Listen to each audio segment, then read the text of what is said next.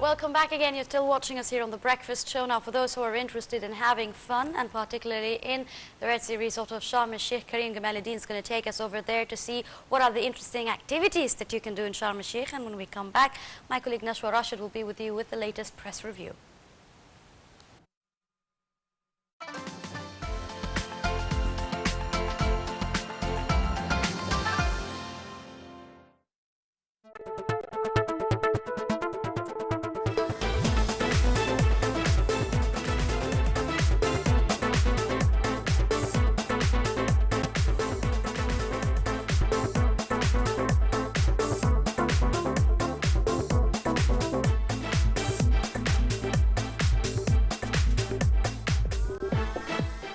Mr. AmR MahmouD, a tourist official here in Sharm el-Sheikh.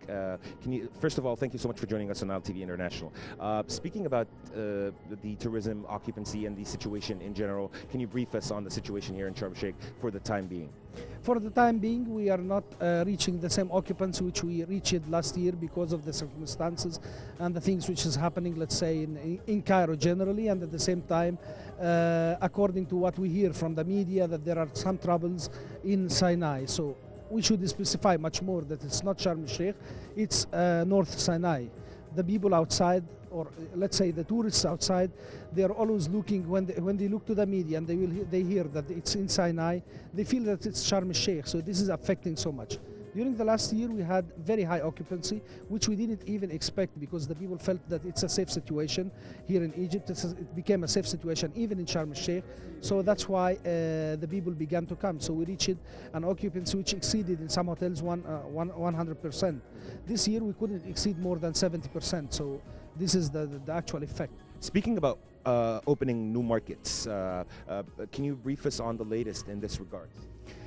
For the time being, it's the Turkish market which have been opened lately, but we need to open much more markets, because we cannot close ourselves on the Russian market or on the Italian market or on the British market. We need much more markets in order, even for a later stage, when after the revolution directly, when we had the restrictions from the Italian and even from the Russian market, we were affected very badly. We were reaching 0% occupancy. So Egypt is open for everybody. We have to open our market for everybody to come and see the fantastic country which we have. Now we're in a new year, and we have a new constitution. To what extent do you see having this constitution will stabilize the situation and would make also the tourism? And how do you think will having a new constitution, whether it was affiliate or an Islamic-backed constitution, what do you think how this will affect the tourism situation? Already the constitution affected so much the situation because of the troubles which happened before and even during the constitution period. So we shouldn't deal with it, in my opinion, we shouldn't deal with it by this way. We should be much more quiet in what we are doing, because all the world, they are following us. All the world, they are monitoring what's happening in Egypt. Egypt is not a small country. So constitution, there should have been our part, the part of the people who are working in the tourism. We are more than 18 million persons who are working in this field. For me, it's not an industry. We are giving a hospitality service for the people.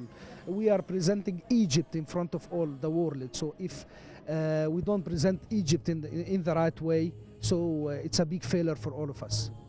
But now having a new constitution in place, and the president is obliged to put a parliament, or to elect a parliament, to call for the parliamentary elections within 2 months.